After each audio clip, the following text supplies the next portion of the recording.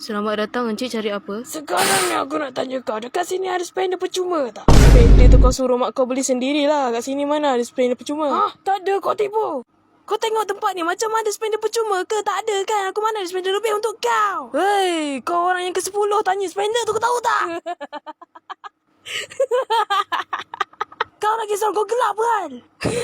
Kau pun sama je. Hayu memang.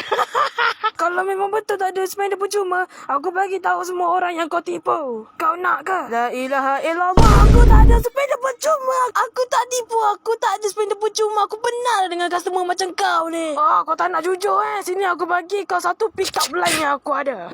Apa beza kau dengan sejarah? Sejarah tu masa lepas, kau tu masa depan aku. Oh, patutlah kau singgah sebab kau gatal sangat. Kau dengan mak kau tak beli lagi spender sendiri.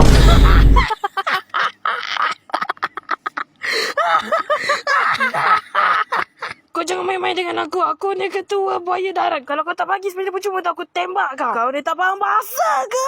Ni kedai tayar bukan kedai spender. Kau lah sikit. Aku tak ada spender tu. Letak tepi lah pistol RM2 kau tu.